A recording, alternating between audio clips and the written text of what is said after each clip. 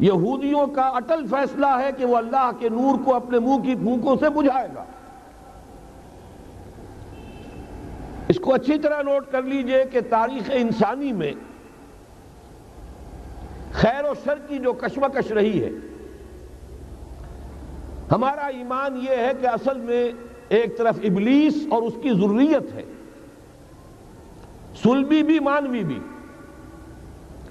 دوسری طرف اللہ کے رسول اور ان کے امتی رہے، ستیزہ کار رہا ہے ازل سے تا امروز، چراغ مصطفی سے شرار بولہبی کشمکش جاری رہی۔ قرآن مجید میں 7 مقامات پر قصہ آدم و ابلیس ہے۔ اللہ سے اس نے مہلت مانگی قیامت تک کے لیے کہ مجھے مہلت دے کہ میں ثابت کر سکوں کہ آدم اور اس کی ذریت، اس کی نسل تیری وفادار نہیں رہے گی، میں انہیں گمراہ کر کے چھوڑوں۔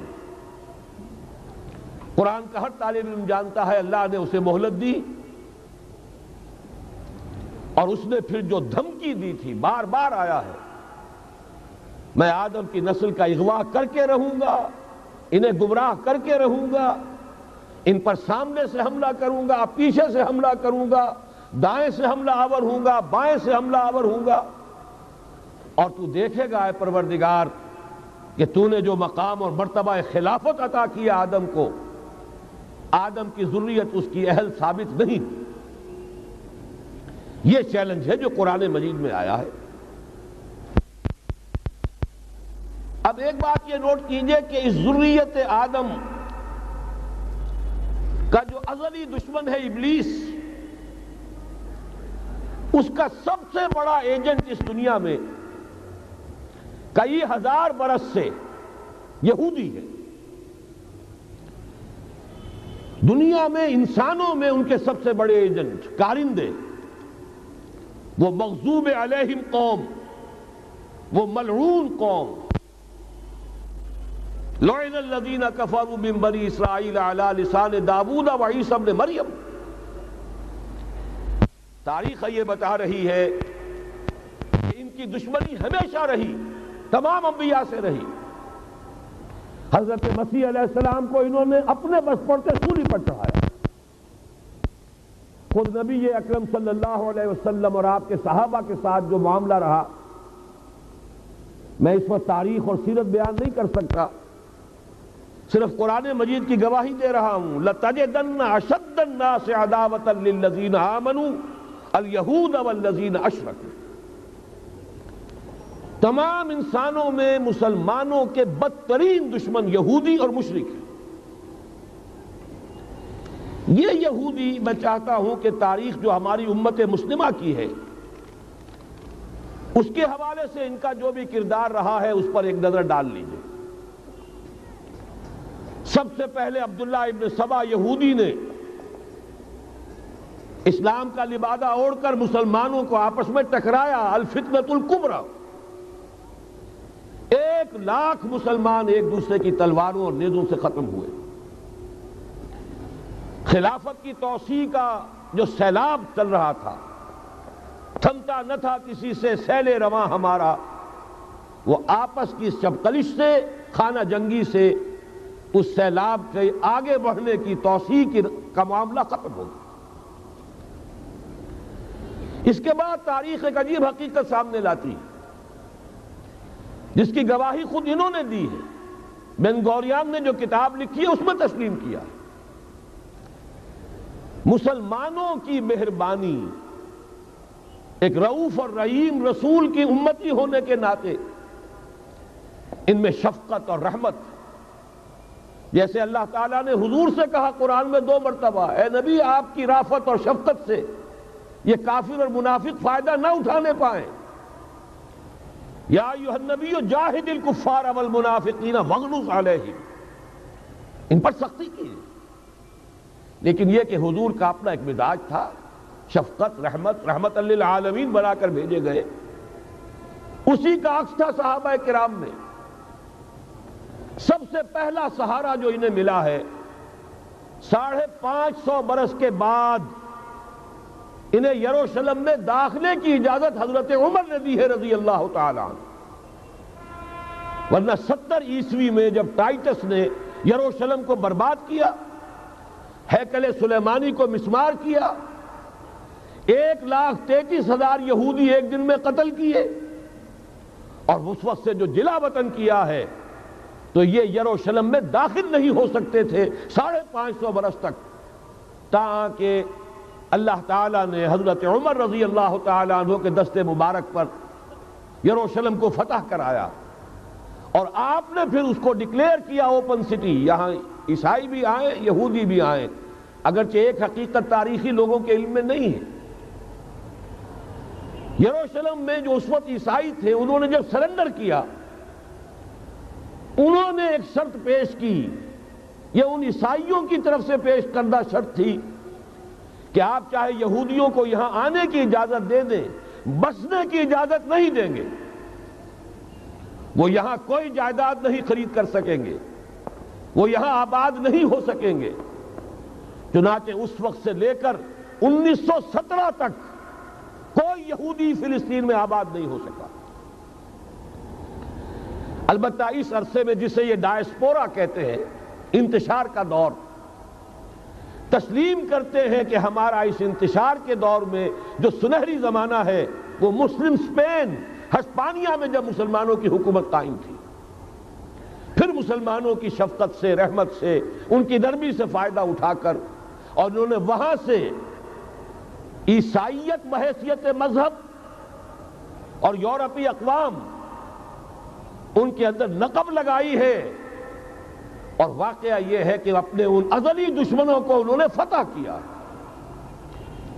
اس کو بھی اچھی طرح سمجھ لیجئے، مسلم اسپین سے انہوں نے آزاد خیالی، حریت فکر، اس کے عنوان سے جو کام شروع کیا تھا، اسی کے نتیجے میں یورپ میں پروٹسٹنٹ مذہب پیدا ہوا۔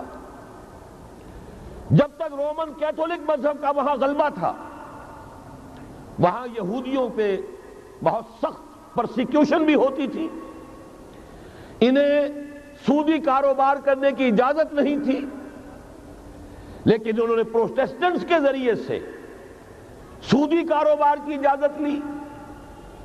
نمبر 2، آزادی کے نام پر جنسی بے راہ روی کو فروغ دیا، سود کا جال پھیلا کر مالیاتی طور پر اپنے شکنجے میں یورپ کو کس لیا، اور تیسری طرف سائنٹیفک جو ترقی ہو رہی تھی اس کا رخ مادہ پرستی کی طرف پھیر کر جدید دجالی تہذیب کی بنیاد ڈالی۔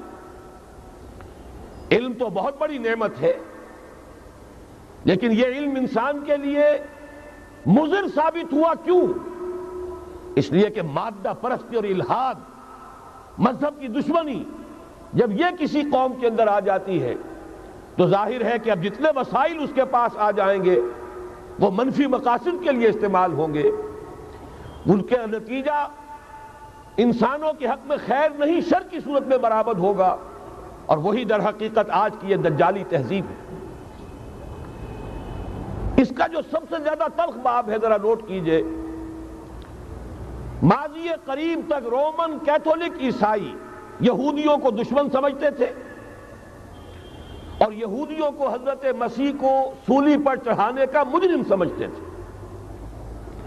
اگرچہ ہمارا عقیدہ ہے کہ اللہ نے انہیں بچایا، زندہ آسمان پر اٹھایا، لیکن یہ کہ عیسائی بھی مانتے ہیں، یہودی بھی مانتے ہیں کہ ہم نے مسیح کو سولی دے دی۔ عیسائیوں کے عقیدے میں ان کا انتقال سولی پر ہوا، پھر دوبارہ زندہ ہو کر آسمان پر اٹھائے گئے۔ یہ تو ہم جانتے ہیں کہ حقیقت یہ ہے، وَمَا قَتَلُوهُ وَمَا صَلَبُوهُ وَلَٰكِنْ شُبِّهَ لَهُمْ، ایک ایسے ہی ان کے لیے شبہ کی صورت پیدا کر دی گئی۔ وَمَا قَتَلُوهُ، یقینا ہرگز قتل نہیں کیا، بل رفعہ اللہ الیہ، اللہ نے انہیں اپنی طرف اٹھا لیا۔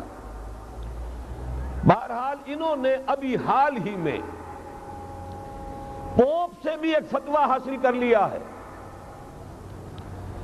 کہ یہودیوں پر جرم نہیں ہے، الزام نہیں ہے مسیح کو سولی دینے کا۔ تاریخ بدل گئی، جو 1900 برس تک ایک تاریخ چلی آ رہی تھی، بیک جنبش قلم پوپ صاحب نے انہیں اس ذمہ داری سے بری۔ اور آپ نے دیکھا ہوگا حال ہی میں اسحاق ریبین جب یہ واشنگٹن سے واپس آ رہا تھا، جب کچھ وقفہ پڑ گیا تھا، جو مصالحت کی گفتگو ہو رہی تھی پی ایل او کے ساتھ، تو واشنگٹن سے واپس آتے ہوئے پوپ سے مل کر آیا ہے۔ اب ویٹیکان نے تسلیم کر لیا ہے اسرائیل کو، اب سفارت خانہ ویٹیکان کا یروشلم میں کھلنے والا ہے۔ میری اس پوری گفتگو کا حاصل کیا ہے؟ انہوں نے 3 pronged اٹیک کے ذریعے سے یورپ کو اور یورپ کے ساتھ اب امریکہ، ان دونوں کو اپنے شکنجے میں کش لیا ہے، فتح کر چکے ہیں۔ یہ وہ بات تھی جو علامہ اقبال اس صدی کے آغاز میں دیکھ آئے تھے، فرنگ کی رگے جہاں پنجے یہود میں ہے۔ وہ تو صرف ایک قوم تھی، جرمن قوم، جسے کچھ عرصے کے بعد احساس ہو گیا کہ یہودی کس شے کا نام ہے۔ نتیجتاً یہودیوں کے قول کے مطابق 60 لاکھ یہودیوں کو اس نے قتل کیا ہے۔ لیکن اس کے علاوہ جس کو آج کل ویسٹ کہا جاتا ہے، وائٹ اینگلو سیکسن پروٹیسٹنٹس، ان کے اوپر مکمل تسلط ہے یہودیوں کا۔ وہ یہودیوں کے اعلی کار بنے ہوئے ہیں، سود کے ذریعے سے مالیاتی شکنجے میں جکڑا ہوا ہے۔ فیڈرل ریزرو فنڈ جتنا بھی امریکہ کا ہے، یہ سرکاری بینک نہیں ہے، یہودیوں کے نجی ادارے ہیں۔ اور دنیا کی سب سے بڑی مقروض حکومت جو ہے وہ امریکہ کی ہے، یہودی قرض خواہ ہے، اور امریکہ کی حکومت ان کی مقروض ہے۔ اسی لیے کہا ہے نکسن نے اپنی کتاب میں کہ کوئی پریزیڈنٹ نہیں ہے امریکہ کا جو یہودیوں کی رائے کے خلاف چل سکے۔ اس نے یہ بات کہہ دی اور لکھ دی، کھل کر لکھ دی، اپنی کتاب میں لکھ دی۔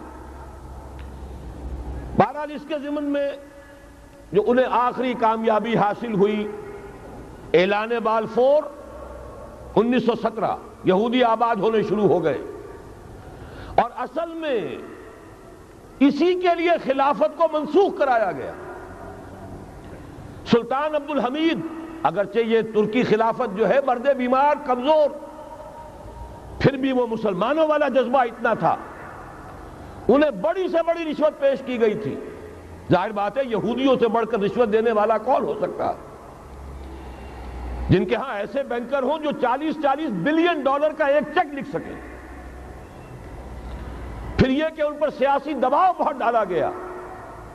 انہوں نے جب تک خلافت عثمانیہ برقرار رہی، یہودیوں کو فلسطین میں آباد ہونے کی اجازت نہیں دی، کہ جو معاہدہ کیا تھا حضرت عمر نے رضی اللہ تعالی عنہ، خلیفہ ثانی نے، خلیفہ راشد نے، ہم اس کے پابند ہیں، اور ہم یہاں یہودیوں کو آباد ہونے کی اجازت نہیں دیں۔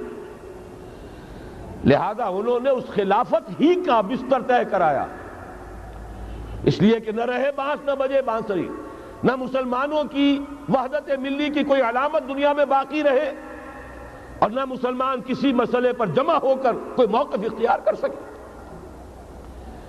اعلان بالفور کے نتیجے میں آباد کاری شروع ہوئی۔ 1948 میں اسرائیل قائم ہو گیا، معجزہ ہو گیا۔ 1967 میں اس کی توسیع ہو گئی۔ اس میں ایک بات اور بھی عرض کر دوں، یہ سارا کس طور سے ہوا ہے کام؟ آپ نے زائنزم کا نام تو سنا ہے، صہیونی تحریک۔ خود اس کا جو بابا آدم تھا، آرڈر آف الومیناٹی، 1776 یکم مئی یہ نظام قائم کیا وائساپ نے، اور اس نظام کے تحت فری میسنری اور lodges of the great Orient قائم کیے گئے۔ یہ سارا ہتھ کنڈا وہ ابلیسی نظام، اس کی تفصیل ایک کینیڈین آتھر نے لکھی ہے کتاب میں، پاونز ان دی گیم۔ یہ سارا دھندا ایک شیطانی چکر ہے، ابلیسی چال ہے، اور اس کے ذریعے سے اسرائیل قائم ہوا، اور اس کی توسیع بھی ہوئی 1967 میں۔ اب یہاں تک پہنچنے کے بعد ان کے پیش نظر بقیہ دنیا کی تسخیر اور اسے فتح کرنے کا معاملہ ہے۔ اور سب سے بڑھ کر اسلام کی بیخکنی اور اس کا راستہ روکنا، یہ ان کے پیش نظر ہے۔ یریدون لیطفئوا نور اللہ بافواہہم۔ صورت اس وقت کیا ہے؟ یورپ اور امریکہ سے آپ مشرق کی طرف آئیے، پہلے عالم عرب ہے، عرب مسلم ورلڈ۔ مجھے یہ کہتے ہوئے سخت دکھ ہو رہا ہے، پورا عالم عرب وہ فتح کر چکے، وہ عرب ممالک کے جو اسرائیل کے ساتھ کسی میز پر بیٹھ کر گفتگو کرنے کو تیار نہیں تھے، آپ دیکھ رہے ہیں کہ لائن لگ گئی۔ کبھی صرف انور سادات نے ریکگنائز کیا تھا، پوری دنیا میں شور مچا تھا، اس پر لعنت ملامت ہوئی تھی۔ اب تو ایک ایک کر کے، وہ شاہ حسن ہو چاہے شاہ حسین ہو، اب تو وہاں سے ویزے ختم ہو رہے ہیں۔ سعودی عرب اور امارات، انہوں نے جو کچھ کاروباری بندشیں لگائی ہوئی تھی وہ ختم کر دی گئی، ان میں نرمی پیدا کر دی گئی۔ یہ صورتحال ہے کہ واقعتاً ان کی جو عالمی تسخیر کا پروگرام ہے وہ آگے بڑھ رہا ہے، اور بدقسمتی سے امت مسلمہ کا جو قلب ہے، اس امت کا قلب امیین پر مشتمل ہے۔ هو الذی بعث فی الامیین رسولا منہم یتلو علیہم آیاتہ ویزکیہم الی آخر الآیہ۔ حضور بھی امی تھے، انہی میں سے تھے صلی اللہ علیہ وسلم۔ لیکن آج وہ قلب جو ہے عالم اسلام کا، وہ یہودیوں کے شکنجے میں کسا جا چکا ہے۔ اکثر وہاں کے جو حکمران ہیں، امریکہ کے ایجنٹ ہیں، سٹوجز۔ یہ حالات جہاں تک عالم عرب کا تعلق ہے، تلخ حقائق ہیں جو بیان کر رہا ہوں، اس لیے کہ آپ کے سامنے رہنا چاہیے۔ یہ جو اقبال نے کہا کہ دنیا کو ہے پھر مار گئے روح و بدن پیش، ابلیس نے پھر اپنے درندوں کو ابھارا، اللہ کو پا مر دیے مومن پہ بھروسہ، ابلیس کو یورپ کی مشینوں کا سہارا۔ یہ دوبارہ ایک بہت بڑے پیمانے پر حق و باطل کا گھمسان کا رنگ پڑنے والا ہے۔ ملاحم کی جو حضور صلی اللہ علیہ وسلم نے پیشین گوئیاں فرمائی، الملحمۃ العظمیٰ، تاریخ انسانی کی عظیم ترین جنگ جو ابھی آنے والی ہے، اس کو سمجھ لیجئے اچھی طریقے سے کہ اس میں جو قوتیں ایک دوسرے کے مقابل آ رہی ہیں وہ کون سی ہیں۔ نیو ورلڈ آرڈر کہنے کو امریکہ کے زیر قیادت ہے، حقیقت میں امریکہ خود یہودیوں کے پنجے میں ہے۔ یہ وہی ابلیسی طاقت ہے جو آگے بڑھ رہی ہے۔ عالم عرب کو فتح کرنے کے بعد اب ان کے پاس اگلا عالم اسلام کا حصہ ہے، غیر عرب مسلم ورلڈ۔ ایران ہے، اس کے شمال مشرق میں ترکستان ہے، روسی اور چینی، مشرق میں افغانستان ہے، پاکستان ہے۔ یہ ایک بہت بڑا سالڈ بلاک ہے۔ اس کے بعد اگرچہ ہندوستان آتا ہے، بھارت، ظاہر بات ہے کہ وہاں مسلمان اقلیت میں ہیں سوائے کشمیر کے، لیکن یہ نوٹ کیجئے کہ وہاں بھی کم سے کم 15-18 کروڑ مسلمان موجود ہیں۔ آج بھی دنیا کا سب سے بڑا ملک جس میں مسلمانوں کی تعداد اور جن کی نفری سب سے بڑھ کر ہے وہ بھارت ہے۔ اس کے بعد پھر انڈونیشیا، ملائیشیا ہے، اس سے آگے ہے پھر فار ایسٹ، ابھی انہیں فتح کرنا ہے۔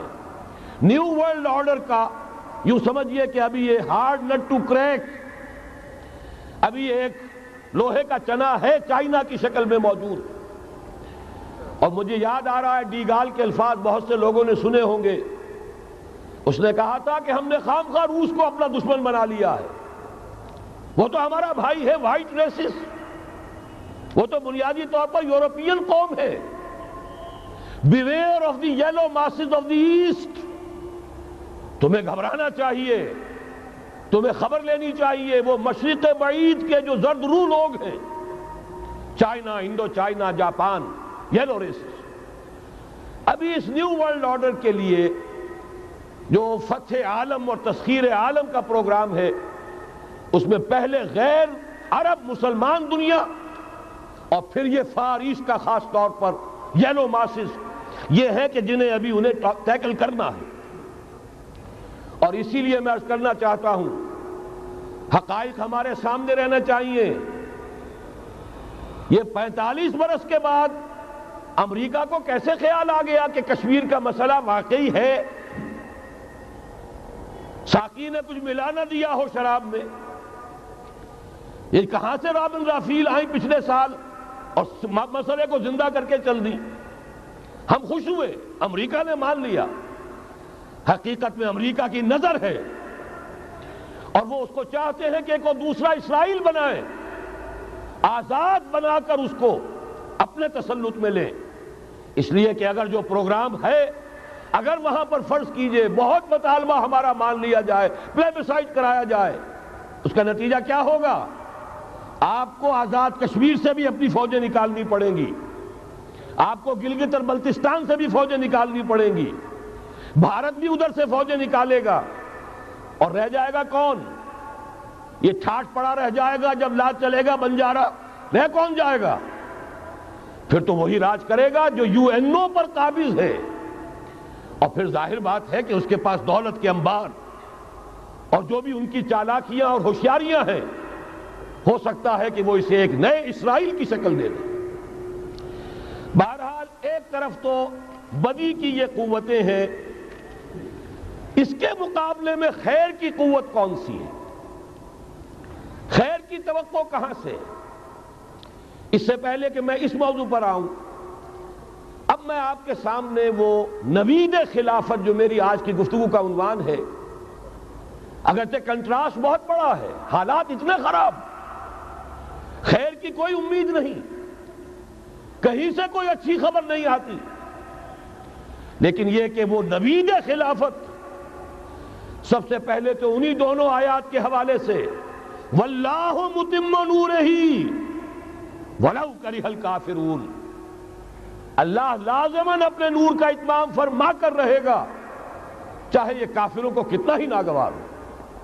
وَمَكَرُوا وَمَكَرَ اللَّهُ وَاللَّهُ خَيْرُ الْمَاكِرِينَ، شر کی قوت اپنی چالیں چل رہی ہے، اللہ کی اپنی تدبیریں ہیں، جو آخری نتیجہ نکلنے والا ہے وہ کیا ہے؟ هو الذي ارسل رسوله بالهدى ودين الحق ليظهره على الدين كله ولو كره المشركون۔ دیکھیے جب میں آیت آپ کو سنائی، مسلمانوں کے سب سے بڑے دشمن کون؟ یہودی اور مشرک۔ پہلی آیت میں یہودیوں کا تذکرہ ہوا، انہیں مشرک نہیں کہا، کافر کہا۔ یریدون لیطفئوا نور اللہ بافواہہم واللہ متم نورہ ولو کرہ الکافرون۔ اگلی آیت میں اب آیا، اللہ نے تو اپنے رسول صلی اللہ علیہ وسلم کو بھیجا ہی اس لیے ہے، اس قطعی فیصلے کے ساتھ بھیجا ہے، الہدا، کتاب ہدایت، ہدایت کاملہ قرآن مجید دے کر، دین حق، نظام عدل، عدل و قسط، نظام عدل اجتماعی، سچا دین، سچا نظام دے کر بھیجا تاکہ غالب کریں اسے کل کے کل دین پر، پورے نظام زندگی پر، وَلَوْ كَرِهَ الْمُشْرِكُونَ، چاہے یہ مشرکوں کو کتنا ہی ناگوار ہو۔ یہ بات تو ہو کر رہے گی، اور اس کو نوٹ کر لیجئے کہ چونکہ حضور کی بعثت ہوئی پوری نوع انسانی کے لیے، وَمَا أَرْسَلْنَاكَ إِلَّا كَافَّةً لِلنَّاسِ بَشِيرًا وَنَذِيرًا، جب تک پوری نوع انسانی پر اللہ کا دین غالب نہ ہو جائے، اس آیت مبارکہ میں اللہ کا جس فیصلہ کا اعلان کیا گیا ہے، گویا کہ ابھی وہ پورا نہیں ہوا، ہونا ہے۔ اسی لیے کہا تھا اقبال نے، وقت فرصت ہے کہاں، کام ابھی باقی ہے، نور توحید کا اتمام ابھی باقی ہے، کل روئے ارضی پر، کل عالم انسانیت پر اللہ کا دین غالب ہو کر رہے۔ اس کی پھر نوید جو اور سورہ نور میں آئی ہے، اگر آپ کے پاس یہ ہے موجود، 4 ورقہ نکال لیجئے، متن کو دیکھیے۔ خلافت کا وعدہ، حدیث مبارک ہے حضرت نعمان ابن بشیر، یہ آیت جو ہے یہ سورہ نور کی ہے، وعد اللہ الذین آمنوا منکم وعملوا الصالحات، مسلمانوں تم میں سے جو لوگ ایمان اور عمل صالح کا حق ادا کر دیں گے، دعا کیجئے اللہم ربنا اجعلنا منہم، اللہ ہمیں اس کی توفیق دے، اللہم وفقنا لہذا، اللہ ہمیں اس کی توفیق عطا فرما۔ لیکن اگر تم یہ کر دو گے تو اللہ کے 3 وعدے ہیں۔ لَيَسْتَخْلِفَنَّهُمْ فِي الْأَرْضِ كَمَا اسْتَخْلَفَ الَّذِينَ مِنْ قَبْلِهِمْ، انہیں زمین میں خلافت عطا کرے گا لازماً، جیسے کہ ان سے پہلوں کو عطا کی تھی۔ یاد کر لیجئے وہ آیت سورہ صاد کی، یا داؤد انا جعلناک خلیفۃ فی الارض، جیسے حضرت داؤد حضرت سلیمان کو خلافت اور حکومت عطا کی، ایسے ہی ہے مسلمانوں تمہیں عطا کرے۔ وَلَا يُمَكِّنَنَّ لَهُمْ دِينَهُمُ الَّذِي ارْتَضَىٰ لَهُمْ، اور ان کا وہ دین اسلام جو اللہ نے ان کے لیے پسند کر لیا ہے اسے تمکن غلبہ عطا کرے گا۔ وَلَا يُبَدِّلَنَّهُمْ مِن بَعْدِ خَوْفِهِمْ أَمْنًا، اور وہ بدل دے گا خوف کی حالت کو امن کی حالت سے۔ یہ تین وعدے اصل میں ایک ہی ہیں۔ مسلمانوں کو خلافت عطا ہو جائے، ظاہر بات ہے دین کا غلبہ ہوگا، دین کا غلبہ ہو گیا، مسلمانوں کی حکومت ہو گئی، مسلمانوں کے لیے کوئی اندیشہ نہیں، خوف نہیں۔ اب نوٹ کیجئے تاریخی اعتبار سے جو اب وہ خیر کی بات چلنی شروع ہوئی، یہ آیت نازل ہوئی ہے سن 5 کے اواخر میں یا سن 6 کے شروع میں۔ چونکہ صحابہ کرام دونوں شرطیں پوری کر چکے غزوہ احزاب میں، اپنے صبر اور مصابرت، اپنی استقامت، اپنی قربانی، اس کا پورا پورا ثبوت دے چکے، جبکہ وہ رجزیہ یہ شعر پڑھ رہے تھے، نحن الذین بایعوا محمدا علی الجہاد ما بقینا ابدا، ہم وہ لوگ ہیں جنہوں نے محمد سے صلی اللہ علیہ وسلم جہاد کی بیعت کی ہے، اب یہ جاری رہے گا جب تک جان میں جان ہے۔ لہذا شرطیں چونکہ پوری ہو چکی، لہذا اللہ کی طرف سے اس کی جزا، اس کا بدلہ، وعدہ شروع ہو گیا پورا ہونا۔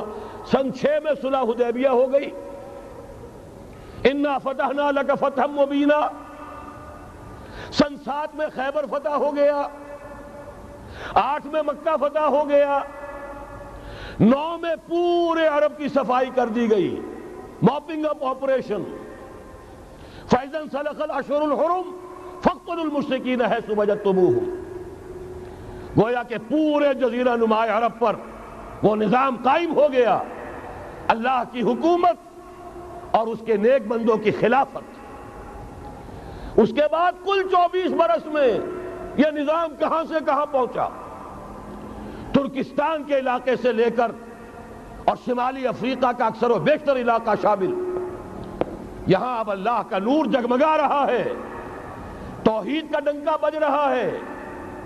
البتہ جیسا کہ میں عرض کر چکا ہوں، پھر وہ یہودی سازش، آپس کا اختلاف، خانہ جنگی قدم رک گئے۔ نہ صرف یہ کہ قدم رک گئے، حادثہ اس سے بھی بڑا ہوا، زوال شروع ہو گیا۔ یہ جو اس کے بعد سے آج تک ہماری تاریخ ہے 1400 برس کی، اس کے لیے ایک حدیث ہے جو اس کتابچے کے 4 صفحے پر درج ہے، یہ اگر آپ کو نہیں بھی ملا ہے تو جاتے ہوئے لیتے جائیے گا، یہ ہمارا ہدیہ ہے۔ اس لیے کہ جو مایوس کن حالات ہیں جن سے ہم دوچار ہیں، ان میں ہمارا حال یہ ہے کہ سمجھنے دے مجھے اے نا امیدی کیا قیامت ہے، کہ دامان خیال یار چھوٹا جائے ہے مجھ سے، امید کا دامن ہاتھ سے چھوٹ جاتا، کیسے حالات سیدھے ہو جائیں گے، کیسے خلافت آ جائے گی۔ جیسے قرآن مجید میں تذکرہ ہے، جب پہلی مرتبہ یروشلم کو برباد کیا ہے نبوکدنضر نے، حضرت عزیر جب آئے ہیں وہاں دیکھا شہر کو، کوئی متنفس نہیں، کوئی 2 اینٹیں سلامت نہیں، ان کی زبان سے الفاظ نکل گئے، انا یحیی ھذہ اللہ بعد موتہا، یہ بستی جو ایسے ویران ہو گئی اللہ اسے کیسے دوبارہ زندہ کرے گا۔ سورہ بقرہ میں واقعہ مذکور ہے، میں صرف حوالہ دے رہا ہوں۔ آج وہی حال ہمیں نظر آ رہا ہے، دنیا میں خلافت کیسے آ جائے گی؟ یہاں تو ڈنکا بج رہا ہے امریکہ کا، یہاں تو طاقت وہ ہے، اسرائیل کا خنجر جو ہے عالم عرب میں گھپا ہوا ہے، اور غیر عرب مسلم ورلڈ میں بھارت کا خنجر، اور دونوں خنجر کا نشان ہے۔ کبھی نقشہ دیکھا ہو، اسرائیل تو واقعتاً خنجر کے مانند تھا، جب تک یہ ویسٹ بینک شامل نہیں ہوا تھا اس کی شکل بالکل خنجر کی، اوپر دستہ اور نیچے وہ پھل، عالم عرب کے سینے میں پیوست۔ یہی بھارت کا حال ہے۔ آپ نقشہ دیکھیے، کشمیر خنجر کے دستے کے مانند ہے، اور نیچے وہ تکون جا رہی ہے، اور اسی نے جدا کیا ہے عالم اسلام کا ایک حصہ جو مغربی پاکستان کے ساتھ ہو گیا، اور وہ جو بنگال مشرقی پاکستان سے ہوتے ہوئے انڈونیشیا ملائیشیا علیحدہ ہو گئے۔ اس پورے کو ذہن میں رکھیے تو یہاں بھی وہ خنجر اسی طرح پیوست ہے۔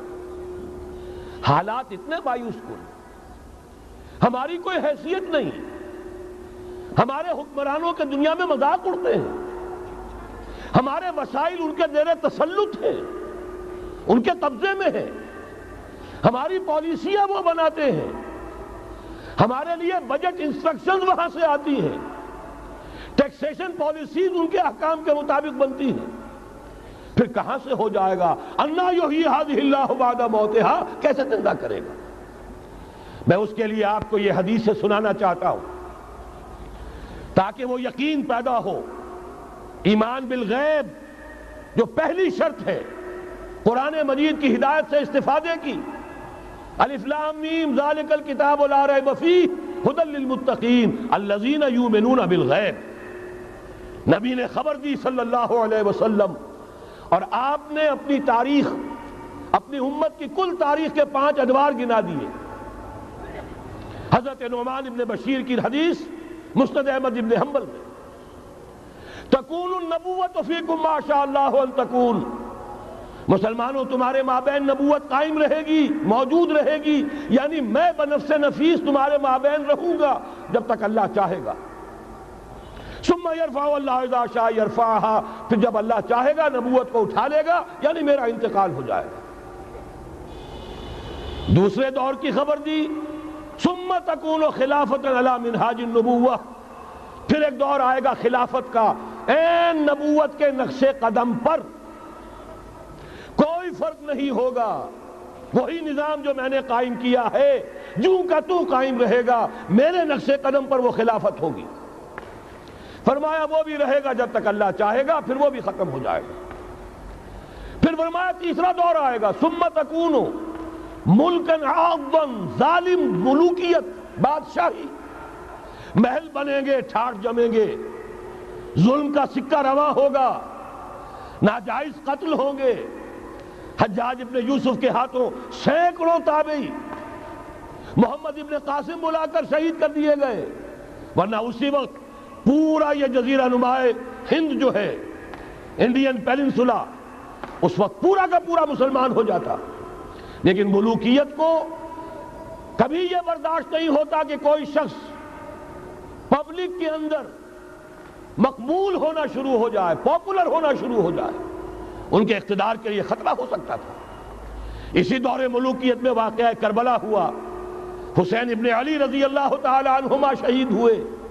اسی ظالمانہ حکومت کے دور میں واقعہ ہرہ ہوا، مدینے کی بے حرمتی ہوئی 3 دن تک۔ اسی کے دور میں حضرت عبداللہ ابن زبیر رضی اللہ تعالی عنہما شہید ہوئے۔ میں اب کیا کیا گنواؤں؟ حضور نے جب فرمایا ثم تکون ملکن عاضا، کاٹ کھانے والی ملوکیت، یہ اسی کی شرح ہے۔ فرمایا یہ دور بھی رہے گا جب تک اللہ چاہے گا، پھر جب اللہ چاہے گا اسے بھی اٹھا لے گا۔ پھر چوتھا دور آئے گا، ثم تکون ملکن جبریا، پھر بادشاہی ہوگی غلامی کے ساتھ۔ میں نہیں کہہ سکتا اس وقت صحابہ نے اس کا مطلب کیا سمجھا ہوگا، اب چونکہ یہ دور ہمارے سامنے سے گزر چکا ہے، بلکہ ایک اعتبار سے ہم اسی دور میں سانس لے رہے ہیں، لہذا بات سمجھ میں آ رہی ہے کہ وہ ملوکیت چاہے ظالم تھی، بادشاہ مسلمان تو تھے، کلمہ گو تو تھے، ان میں بہت اچھے بھی ہوئے ہیں۔ تاریخ انسانی میں مسلمانوں کے جیسے عمدہ مثالیں ہیں عمدہ بادشاہوں کی، شاید تاریخ کے اندر کوئی اور مثالیں پیش نہ کی جا سکے۔ لیکن یہ کہ اس کے بعد جو دور آیا، کہیں ہم تاج برطانیہ کے غلام بن گئے، ملکہ برطانیہ، شاہ برطانیہ، ہز میجسٹیز گورنمنٹ، ہر میجسٹیز گورنمنٹ، کہیں فرانس کے، کہیں اٹلی کے، کہیں ہالینڈ کے، کہیں اور کسی کے، فرانس کے، اس طرح سے پورا عالم اسلام جو ہے کولونیل دور کے اندر غلامی کے دور میں چلا گیا۔ یہ چوتھا دور تھا۔ لیکن یہاں تھوڑا سا توقف کر لیجئے، یہ چوتھا دور ایک درجے میں ختم ہو گیا ہے، کہتے ہیں دنیا والے کولونیل دور ختم ہو گیا، حقیقت میں ختم نہیں ہوا، براہ راست حکمرانی ختم ہوئی ہے، انڈائریکٹ رول جاری ہے، ریموٹ کنٹرول کے ذریعے سے وہی حکومت کر رہے ہیں، بٹن وہی سے دبتے ہیں، ہم جا کر جھولیاں انہی کے سامنے پسارتے ہیں، انہی سے کبھی سرمایہ کاری کی بھیک مانگتے ہیں، کبھی قرضوں کی بھیک مانگتے ہیں، ان کے چشم ابرو کے اشاروں کے منتظر رہتے ہیں، ہماری جنگ اور صلح ان کے تابع ہے، ہمارے تمام وسائل ان کے تسلط میں ہیں۔ وہ دور ابھی ختم نہیں ہوا، فرق صرف یہ ہے پہلے براہ راست حاکم تھے، آج بالواسطہ حاکم ہیں۔ لیکن حضور نے فرمایا صلی اللہ علیہ وسلم یہ دور بھی ختم ہو کر رہے گا۔ یوں سمجھئے جیسے کراچی میں لانڈی کورنگی میں کئی نمبر آتے ہیں بسوں میں، Karachi Landhi number 1، Landhi number 2، Landhi number 3، پھر کہیں 3.5 بھی ہوتا ہے۔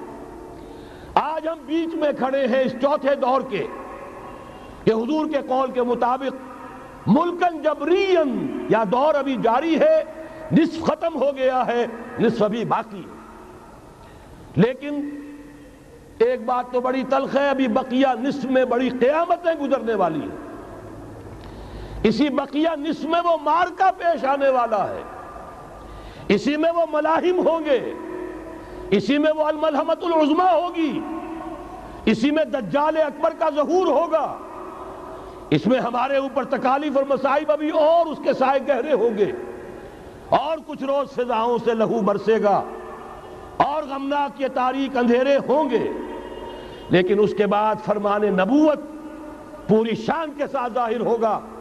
ثم تکون خلافۃ علی منہاج النبوہ، پھر دور آئے گا خلافت علی منہاج النبوہ کا، دوبارہ وہی دور، بین ہی وہ نظام جو محمد رسول اللہ نے قائم فرمایا صلی اللہ علیہ وسلم، دنیا میں دوبارہ قائم ہو کر رہے گا۔ میرے کئی دوستوں نے کہا ہو کر رہے گا، میں یقین کے ساتھ کہتا ہوں ہو کر رہے گا، صرف یہ کہ ہم یہ نہیں کہہ سکتے ابھی اس میں کتنی دیر ہے۔ جیسے قرآن مجید میں کئی جگہ حضور سے کہلوایا گیا، نبی کہہ دیجئے ان ادری اقریب ام بعید ما توعدون، لوگوں جو وعدہ تم سے کیا جا رہا ہے یہ تو میں نہیں کہہ سکتا وہ جلدی پورا ہوگا یا دیر میں، ہوگا ضرور پورا۔ ان اللہ لا یخلف المیعاد، اللہ تعالیٰ اپنے وعدے کی خلاف ورزی نہیں کرتا۔ تو محمد الرسول اللہ صلی اللہ علیہ وسلم کی دی ہوئی نوید، دوبارہ خلافت علی منہاج النبوہ کا نظام قائم ہوگا، اور اس میں اب ذرا نور علی نور، دو حدیثیں اسی کتابچے میں شامل ہیں، پھر عرض کر رہا ہوں یہ آپ کو مل جائے گا اگر نہیں ہے اس وقت، اور میں چاہتا ہوں آپ ان کے متن یاد کریں، ان حدیثوں کے مبلغ بن جائیں، ان آیات کو حفظ جان بنائیں، تاکہ مایوسی کا مداوع ہو سکے، ہمتیں جو پست ہو رہی ہیں ان میں دوبارہ عزم جمع پیدا ہو سکے۔ اس لیے ہم نے بڑی تعداد میں اسے شائع کیا ہے، 100 کے پیکٹس کے اندر آپ کو یہ مل سکے گا اگر آپ لینا چاہیں، عام کریں، پھیلائیں۔ پہلی حدیث ہے مسلم شریف کی، صحیحین میں سے ایک، سند کے اعتبار سے بلند ترین درجہ، حضرت ثوبان اس کے راوی ہے رضی اللہ تعالی عنہ، بڑے پیارے الفاظ ہیں محمد الرسول اللہ صلی اللہ علیہ وسلم کے، فرماتے ہیں ان اللہ زوالی الارض،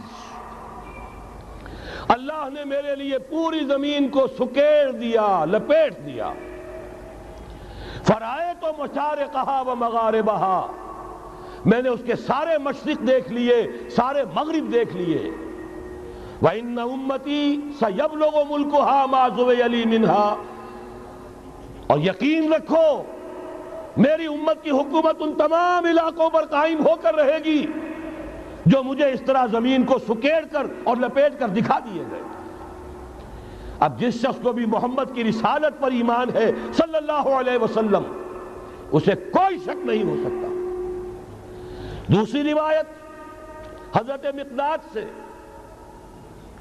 یہ مسند احمد ابن حنبل کی روایت، حضرت مقداد رضی اللہ تعالیٰ عنہ فرماتے ہیں حضور نے ارشاد فرمایا لا يبقى على ظهر الارض بیت مدر ولا وبر الا ادخلہ اللہ کلمۃ الاسلام، اس روئے ارضی پر کوئی گھر نہیں بچے گا، نہ اینٹ گارے کا بنا ہوا نہ کمبلوں کا بنا ہوا خیمہ رہے گا جس میں اللہ تعالیٰ کلمہ اسلام کو داخل نہ کر دے۔ کل روئے ارضی پر ہر گھر میں اسلام داخل ہوگا۔ لیکن اس میں بڑی اہم بات ہے، ہمارے بعض دانشور آج جو گمراہیاں پھیلا رہے ہیں اس کا توڑ اس حدیث میں ہے، اور ہمیں صدمہ ہے۔ علامہ اقبال کا فرزند اور وہ اس مغالطوں کو عام کر رہا ہے، اور بھی چھٹ بھئیے دانشور تھے، ان کی بات کی کوئی اہمیت نہیں تھی، لیکن اب وہی بات کہی ہے ڈاکٹر جاوید اقبال نے۔ اس حدیث میں اس کا توڑ ہے۔ اسلام کا غلبہ ہوگا تو کیسے ہوگا؟ بعز عزیز وذل ذلیل، یا تو کسی عزت والے کے اعزاز کے ساتھ ہوگا، اور یا کسی کمزور کی مغلوبیت کی بنیاد پر ہوگا۔ اما یعزہم اللہ، یا تو اللہ گھر والوں کو، خیمے والوں کو اعزاز عطا فرمائے گا، فیکونون من اہلہا، وہ اسلام ہی کے کلمے کو قبول کر لیں گے۔ وَإِمَّا يُذِلُّهُمْ، یا اللہ انہیں مغلوب کر دے گا، فَيَدِينُونَ لَهَا، اور ان کے لیے لازم ہوگا کہ وہ اسلام کی تابع داری اختیار کریں۔ یہی دو راستے ہیں، یہی سورہ توبہ میں بتایا گیا تھا۔ ان یہودیوں سے، ان نصارہ سے مسلمانوں جنگ جاری رکھو، حتیٰ یؤتوا الجزیۃ عن ید وہم صاغرون، یہاں تک کہ اپنے ہاتھ سے جزیہ پیش کریں، چھوٹے بنیں، اسلام کی بالادستی کو قبول کریں۔ میثاق مدینہ یہ تو اصل میں جد و جہد کے دوران کا ایک مرحلہ ہے۔ دوران میں تو کبھی صورتحال بدلتی ہے، تدبیریں ہوتی ہیں، صلح بھی ہوتی ہے، جنگ بھی ہوتی ہے۔ آخری فیصلہ قرآن کا کیا ہے؟ مسلمان اور غیر مسلم مل کر ایک امت نہیں بن سکتے، ایک ملت نہیں بن سکتے۔ اسی بنیاد پر پاکستان بنایا۔ دو قومی نظریے کا سب سے بڑا پرچارک علامہ اقبال، وطنی قومیت کی نفی کرنے والا شدید ترین الفاظ میں علامہ اقبال، اور اس کے فرزند جو ہے وہ ایک قوم ہونے کا تصور دے رہے ہیں مسلمانوں اور غیر مسلموں کے۔ یہاں تو ایک ہی راستہ ہے۔ صحابہ کرام کی فوجیں جب نکلی، جہاں گئیں، تین آلٹرنیٹیوز: ایمان لے آؤ، ہمارے برابر کے ہوگے، بھائی ہوگے، جان مال عزت آبرو املاک جائیداد ہر چیز جیسی ہے ویسی رہے گی، ہمارے کندھے سے کندھا لگا کر کھڑے ہوگے۔ یہ نہیں تو چھوٹے بنو، اسلام کی بالادستی قبول کرو، جزیہ دینا منظور کرو، اور یہ بھی نہیں تو صرف ایک تھرڈ آپشن ہے، آؤ میدان میں، تلوار ہمارے اور تمہارے درمیان فیصلہ کرے گی۔ یہ ہے تاریخ۔ آخری بات جو کہی گئی سورہ توبہ میں وہ تو یہ ہے۔ میثاق مدینہ تو ایک درمیان کی ایک تدبیر ہے، معاہدات ہوتے ہیں۔ معاہدات تو مشرکین عرب سے ہوئے، جس کی کامل تنسیخ کی، براءۃ من اللہ ورسولہ الی الذین عاہدتم من المشرکین۔ سارے معاہدات آج ختم کیے جا رہے ہیں، اعلان عام کیا جا رہا ہے، کوئی معاہدہ نہیں ہے۔ باطل دوئی پسند ہے، حق لا شریک ہے، شرکت میں آنا ہے، حق و باطل نہ کر قبول۔ علامہ اقبال تو یہ کہہ رہے ہیں۔ بہرحال ذہن میں رکھیے، حضرت مقداد کی اس حدیث نے بہت بڑا عقدہ حل کیا ہے۔ اسی لیے جب حضور سے یہ الفاظ سنے حضرت مقداد نے تو کہتے ہیں فَقُلْتُ، میں نے اپنے دل میں یہ کہا، وَيَكُونَ الدِّينُ كُلُّهُ لِلَّهِ، یہ جو سورہ انفال میں الفاظ آئے ہیں، دین پورا کا پورا اللہ کے لیے ہو جائے گا، یہ تبھی ہوگا جبکہ کل روئے ارضی پر کوئی گھر نہ بچے، کوئی خیمہ نہ رہے، جو یا تو اس کے گھر والے اور خیمے والے اسلام لے آئیں یا اسلام کی تابع داری قبول کر دیں، تب کے لیے تیار ہوں، تب ہوگا۔ اسی کو اقبال نے کہا تھا جواب شکوہ میں، وقت فرصت ہے کہاں، کام ابھی باقی ہے، نور توحید کا اتمام ابھی باقی۔ لیکن یہ جو حدیثیں میں نے آپ کو سنائی ہے، علامہ اقبال نے در حقیقت انہی کا نقشہ کھینچا ہے۔ آسماں ہوگا سحر کے نور سے آئینہ پوش، اور ظلمت رات کی سیما پا ہو جائے گی۔ پھر دلوں کو یاد آ جائے گا پیغام سجود، پھر جبیں خاک حرم سے آشنا ہو جائے گی۔ آنکھ جو کچھ دیکھتی ہے لب پہ آ سکتا نہیں، محو حیرت ہوں کہ دنیا کیا سے کیا ہو جائے گی۔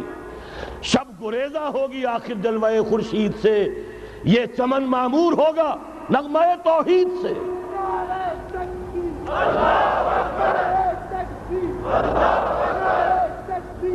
میں نے اس پر جو عنوان قائم کیا ہے، کل جہاں معمور ہوگا نغمہ توحید سے، یہ پورا کا پورا عالم کرۂ ارضی جگمگا اٹھے گا۔ اشرقت الارض بنور ربہا، وہ نور رب کا جب اطمینان ہوگا پوری یہ زمین اس سے چمک اٹھے گی۔ یہ ہے وہ پیشین گوئیاں۔ اب میں آپ کو بتانا چاہتا ہوں کہاں سے ہوگا۔ موٹی سی بات یہ ہے، پہلے خلافت علی منہاج النبوہ کا نظام قائم ہوا، کل روئے ارضی پر ایک دم نہیں ہو گیا۔ ایک ملک جزیرہ نما عرب، محمد الرسول اللہ صلی اللہ علیہ وسلم والذین معہ رضی اللہ تعالی عنہم اجمعین، ان کی جد و جہد، ایثار، قربانی، اس کے نتیجے میں جزیرہ نما عرب وہاں یہ نظام قائم ہو گیا۔ پھر پھیلا، پھر توسیع ہوئی۔ 3 لشکر نکلے تھے، مشرق، مغرب، شمال۔ شمال میں اوشیائے کوچک، ترکی کا علاقہ، مشرق میں خراسان تک، مشرق میں یہ ماوراء النہر تک، مغرب میں بحر اوقیانوس تک۔ دشت و دشت ہیں، دریا بھی نہ چھوڑے ہم نے، بحر ظلمات میں دوڑا دیے گھوڑے ہم نے۔ اب بھی یہی ہوگا، کسی ایک جگہ سے ہوگا۔ یہ میں اب آپ کو بتانا چاہتا ہوں کہاں سے ہوگا۔ پہلے اس کے جو شواہد ہیں وہ سمجھ لیجئے، پھر حدیثیں میں سامنے لاؤں گا۔ میں نے عرض کیا تھا کہ مغرب سے یہ سیلاب نیو ورلڈ آرڈر کا چلا، جو کہ در حقیقت یہودیوں کا مالیاتی نظام ہے۔ اس مالیاتی شکنجے میں انہوں نے یورپ، امریکہ کو جکڑا ہوا ہے۔ اس کے بعد ان کی فتوحات کا دائرہ عالم عرب، عالم عرب ان کے شکنجے میں آ چکا۔ ابھی آپ نے خبریں پڑھی ہوں گی، اب تو ہزاروں فنڈامنٹل سعودی عرب میں گرفتار ہو رہے ہیں، علماء گرفتار ہو رہے ہیں۔ یہ ساری حکومتیں جو امریکہ کے ایجنٹوں پر مشتمل ہیں، در حقیقت یہی سب سے پہلے اپنے ہاں کے جو مسلمان ہیں، جنہیں یہ کہتے ہیں کہ یہ فنڈامنٹلسٹ ہیں، سب سے پہلے تشدد ان کی طرف سے ہوگا۔ بہرحال اب اس سے آگے ہے عالم اسلام کا وہ حصہ جس میں میں اور آپ بھی ہیں، یہ غیر عرب عالم اسلام، ایران سے شروع ہو کر پھر افغانستان، جو حضور کے زمانے میں خراسان کہلاتا تھا، یہ پورا افغانستان، کچھ تھوڑا سا حصہ ایران کا، کچھ تھوڑا سا حصہ روسی ترکستان کا، کچھ حصہ پاکستان کا، یہ سب حضور کے زمانے میں خراسان کہلاتا تھا۔ اس کے ضمن میں جان لیجئے اب یہ نیوکلیس بننے والا ہے، یہاں سے خلافت کا آغاز ہو کر رہے گا۔ اس کے شواہد کیا ہیں؟ پہلی بات نوٹ کیجئے، ختم نبوت کے بعد سارا سلسلہ مجددین کا ہے رحمہم اللہ۔ 1000 برس تک سارے مجدد عالم عرب میں پیدا ہوئے۔ 11ویں صدی سے یہ صنم خانہ ہند، مجددین کی آماجگاہ، مجدد الف ثانی رحمت اللہ علیہ، 11ویں صدی ہجری یا الف ثانی، اسی کے دوسرا 1000 سال وہیں سے شروع ہوا۔ کہاں کے رہنے والے تھے؟ 12ویں صدی کے مجدد اعظم شاہ ولی اللہ دہلوی، 13ویں صدی میں سید احمد بریلوی اور ان کے ساتھی شہید شاہ اسماعیل شہید، 14ویں صدی میں شیخ الہند، اسیر مالٹا، انگریز سے ٹکرا جانے والا۔ یہ مضمون ہم نے چھاپا تھا، اگرچہ چھپا تھا وہ پاکستان، روزنامہ پاکستان میں، ہم نے بھی اسے چھاپا۔ اب دوبارہ جو کتابچہ شائع کیا ہے، انگلینڈ میں، انگلستان میں خلافت کی اذان کے عنوان سے اسپیشل ایک جو ہے ندائے خلافت کا ایشو آیا ہے، اس میں دوبارہ ریپیٹ کیا ہے۔ اس سے آپ کو اندازہ ہوگا شیخ الہند کی شخصیت کا۔ جرمنی تک سے ان کی گفتگو چل رہی تھی، دارالخلافہ ترکی سے گفتگو چل رہی تھی، ہندوستان کو آزاد کرا کر دوبارہ اس کو ایک دارالاسلام کی شکل دینا. اس لیے کہ اس وقت تک آپ کو معلوم ہونا چاہیے ہندو ابھی سویا ہوا تھا. وہ غلامی کا جو بھی اس کے اوپر اثر پڑا تھا مسلمانوں کی 1000 سالہ غلامی کا، اس کی وجہ سے اس میں کوئی حوصلہ تھا ہی نہیں. سیاست کے میدان میں ہندو ابھی آیا ہی نہیں تھا. اس وقت اگر کہیں وہ تجویز کامیاب ہو جاتی، وہ برلن پلان، وہ ریشمی رومال تحریک، تو واقعہ یہ ہے کہ 30 برس اور یہ بر عظیم پاک و ہند انگریز کا غلام نہ رہتا. وہ تحریک نہیں. پھر یہ کہ اگر خلافت کو ختم کیا گیا تو احتجاجی تحریک چلی تو یہاں، اور کس شد و مت کے ساتھ، مولوی اما محمد علی کی جان بیٹا خلافت میں دے دو. پورا بر عظیم پاک و ہند گونج اٹھا. گاندھی کو شریک ہونا پڑا تحریک خلافت میں. کہاں گاندھی، کہاں خلافت. پھر اور شواہد نوٹ کیجئے، وہ جو کولونیل رول بظاہر ختم ہوا ہے، تمام مسلمان ممالک بظاہر آزاد ہوئے، لیکن کہیں بھی تحریک میں اسلام کا نعرہ نہیں لگا. صرف ایک جگہ، پاکستان کا مطلب کیا، لا الہ الا اللہ، اور اس سے پھر گونج گیا پورا بر عظیم پاک و ہند، راس کماری سے لے کے درہ خیبر تک، اور ادھر مکران سے لے کر چٹاگانگ تک. پاکستان کا مطلب کیا، لا الہ الا اللہ. پوری دنیا میں اس کا کوئی نعرہ نہیں لگا. پھر پاکستان ہے وہ ملک جہاں قرارداد مقاصد پاس ہو گئی. خلافت اصولی اعتبار سے ہم نے تسلیم کر لی. جب حاکمیت اللہ کی ہے، ہمارے پاس حاکمیت نہیں، ہم حاکمیت کے مدعی نہیں. 10 کروڑ عوام کی ایک نمائندہ اسمبلی نے قرارداد مقاصد پاس کی. یہی تو خلافت ہے. ہمارے پاس جو اختیار ہے اللہ کا ڈیلیگیٹڈ ہے، اور یہ انہی حدود میں استعمال ہوگا جو اصل حاکم ہے اللہ، جو اس نے متعین کر دی ہے. پھر یہی وہ ملک ہے، واحد ملک پوری دنیا میں، جس میں فیڈرل شریعت کورٹ نے بینک انٹرسٹ کو ربا حرام قرار دیا ہے. پوری مسلم ورلڈ کے اندر اس کی کوئی مثال موجود نہیں. یہ شواہد ہے. علامہ اقبال جیسا مفکر یہاں پیدا ہوا، مولانا مودودی جیسا مصنف یہاں پیدا ہوا، مولانا الیاس جیسا مبلغ یہاں پیدا ہوا، شیخ الہند جیسا مجدد یہاں پیدا ہوا. پورے عالم اسلام میں اس کی کوئی مثال موجود نہیں. اور میں تو ایک اور بات کی طرف کہتا ہوں، اللہ کے معاملات بڑے عجیب ہیں. یہ جو جنگیں ہونے والی ہے، یہ جو خیر و شر کا مارکا دنیا کو ہے، پھر مارکا ہے روح و بدن پیش. تہذیب نے پھر اپنے درندوں کو ابھارا. اللہ کو پامردی مومن پہ بھروسہ، ابلیس کو یورپ کی مشینوں کا سہارا.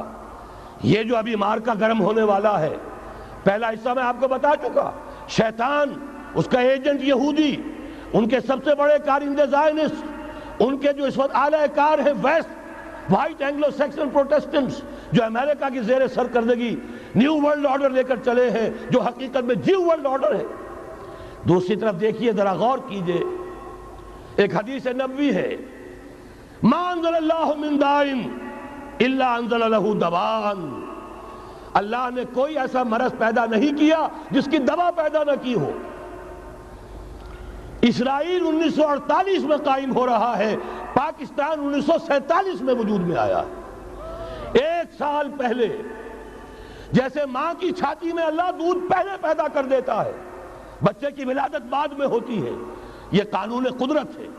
اسی طریقے سے توڑ اس کا در حقیقت اسرائیل کا توڑ ہے جو پاکستان کی شکل میں وجود میں آیا. یہ دوسری بات ہے کہ ہم بھٹک گئے، منزل کا سراغ بھول گئے.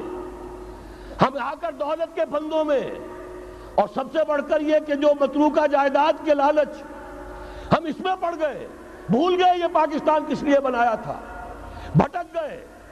بہرحال میں ان شواہد کی بنا پر یہ یقین رکھتا ہوں، پورا ٹرکش بیلٹ سلسلہ مجددیہ نقش بندیہ کے ساتھ، یہ پورا سلسلہ افغانستان سے چلیے، ترکستان سے چل کر ترکی تک، پورا یہ جو نان عرب ورلڈ ہے، نان عرب مسلم ورلڈ، وہ سلسلہ مجددیہ حضرت احمد سرہندی رحمت اللہ علیہ، گردن نہ جھکی جس کے جہانگیر کے آگے، جس کے نفس گرم سے ہے گرمی احرار، یہ انہی کا سلسلہ ہے جو پورے ٹرکش بیلٹ میں آپ کو نظر آئے گا. پھر شاہ ولی اللہ جیسا مفکر. بہرحال یہ تمام شواہد ہیں، اور میرے لیے تو سب سے بڑے شواہد جو ہے، اب وہ احادیث دیکھیے جو حضور نے بیان فرمائی. جب یہ مارکا گرم ہوگا، ایک حدیث ہے، حضور فرماتے ہیں، ابن ماجہ کی روایت ہے حضرت عبداللہ ابن حارث رضی اللہ تعالی عنہ سے، یخرج ناس من المشرق یوتئون للمہدی یعنی سلطان ہی. جب اس عالم عرب میں، دیکھیے ایک بات میں عرض کر چکا ہوں، بڑی تلخ بات ہے، عالم عرب ہمارا بہتر حصہ ہے، افضل حصہ ہے، ان کو اللہ نے فضیلت ہم سے بہت زیادہ دی ہے. سب سے بڑی فضیلت کہ محمد خود صلی اللہ علیہ وسلم عرب تھے، یہ رتبہ بلند ملا جس کو مل گیا. پھر مستقل فضیلت، اللہ کا کلام ان کی زبان میں موجود ہے، مادری زبان. لہذا اگر انہوں نے کوتاہی کی، انہوں نے پیٹھ دکھائی، بہت بڑے مجرم ہیں، اس میں کوئی شک نہیں. اور یہی وجہ ہے یہ سارے ملاحم وہی ہونے ہیں. ایسی ایسی بھاری جنگیں، حضور فرماتے ہیں اتنے لوگ ہلاک ہوں گے کہ پرندہ اڑتا چلا جائے گا، اترنے کی جگہ نہیں ملے گی، لاشیں ہی لاشیں ہوں گی. یہ شکل ہونے والی ہے. اور میں تو چونکہ ایک مضمون اور کتابچے کی شکل میں بھی شائع ہو چکا ہے، جس میں کہ حضور کی اس حدیث کے حوالے سے میری امت پر بھی وہ سب کچھ وارد ہوگا جو سابقہ امت پر ہوا، اسی کے حوالے سے عرض کر چکا ہوں. اگر اس صدی میں ہولوکاسٹ میں 60 لاکھ یہودی مارا گیا ہے، کوئی اسی کا دوبارہ چربا جو ہے امت مسلمہ پر بھی آنے والا ہے. لیکن اس کے بعد پھر ان کے لیے فوجیں جائیں گی مشرق سے. وہاں جو امام ہوں گے، جو بھی ان کو لیڈ کر رہے ہوں گے، حضرت مہدی. یہ تصور ذہن میں رکھیے، ہمارے مابین اور عیسائیوں کے مابین حضرت مسیح کی ذات مشترک، اگرچہ ان کا یہ عقیدہ ہے کہ وہ سولی دیے گئے، فوت ہو گئے، معاذ اللہ ثم معاذ اللہ، پھر زندہ ہو کر آسمان پر گئے، پھر آئیں گے. ہم کہتے ہیں نہیں، وہ سولی دیے ہی نہیں گئے، وہ زندہ آسمان پر اٹھائے گئے، واپس آئیں گے. گویا کہ بہت حد تک اشتراک ہے، لیکن ایک اختلاف بھی ہے. اسی طرح حضرت مہدی کے بارے میں شیعہ اور سنی تصورات میں اتفاق بھی ہے، اختلاف بھی ہے. یقیناً امت مسلمہ، امت عرب، مجھے تو اقبال کا وہ شعر یاد آتا ہے، خون اسرائیل آ جاتا ہے آخر جوش میں، توڑ دیتا ہے کوئی موسیٰ طلسم سامری. تو کیا خون اسماعیل جوش میں نہیں آئے گا؟ حضرت اسماعیل کی نسل میں حضور، اور حضور کی صاحبزادی حضرت فاطمہ رضی اللہ تعالی عنہ، حضور نے فرمایا میری اس بیٹی کی نسل میں اللہ تعالیٰ ایک شخص کو اٹھائے گا جو اس وقت مسلمانوں کی قیادت کرے گا. یہ چیز ہمارے اور اہل تشیع کے مابین مشترک.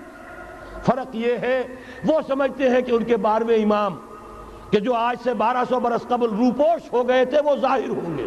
ہمارے نزدیک نہیں، وہ پیدا ہوں گے، نو مولود ہوں گے، عام انسانوں کی طرح آئیں گے، ہوں گے نسل فاطمہ میں سے رضی اللہ تعالی عنہ، اور وہ اس وقت عربوں کی قیادت کریں گے. خون اسماعیل آ جائے گا آخر جوش میں، اور کوئی حضرت مہدی وہ آئیں گے اور اٹھیں گے اور قیادت کریں گے، دجال سے مقابلہ کریں گے اور اس ملاحم کے اندر قیادت فرمائیں گے. لیکن ان کی مدد کے لیے مشرق سے فوجیں آئیں گی. گویا کہ پہلے مشرقی کسی ملک میں یہ نظام قائم ہو چکا ہوگا، کوئی ایسی طاقت وجود میں آ چکی ہوگی کہ جب وہاں بھٹی دہکے گی تو وہاں کے مسلمانوں کی امداد مشرقی ممالک سے جائے گی. اور ایک دوسری حدیث میں، یہ تو ترمذی کی روایت ہے، کتب حدیث میں تیسرے نمبر پر کتاب یہی ہے، صحیح بخاری، صحیح مسلم، پھر یہ جامع ترمذی. اس میں حضرت ابو ہریرہ سے روایت ہے، یخرج من خراسان رایات سود. خراسان میں بتا چکا ہوں حضور کے زمانے کا خراسان، افغانستان، کچھ حصہ پاکستان کا، کچھ روسی ترکستان کی آزاد ریاستیں جو ابھی ہوئی ہیں، تھوڑا سا حصہ ایران کا، یہ خراسان بزرگ، دی اولڈ گریٹر خراسان. یہاں سے فوجیں چلیں گی، سیاہ علم برآمد ہوں گے، اور کوئی طاقت انہیں روک نہ سکے گی، ان کا منہ پھیر نہ سکے گی. یہاں تک کہ وہ ایلیا حضور کے زمانے میں یروشلم کا نام تھا، یہاں تک کہ ایلیا میں جا کر نصب ہو جائے. گویا کہ یہ جو ہمارے ہاتھ سے نکلا ہے قبضے سے، پہلے بھی عربوں کے ہاتھوں سے نکلا تھا بیت المقدس، یروشلم، عرب واپس نہیں لے سکے تھے. سرد خون صلاح الدین ایوبی اس نے واپس لیا۔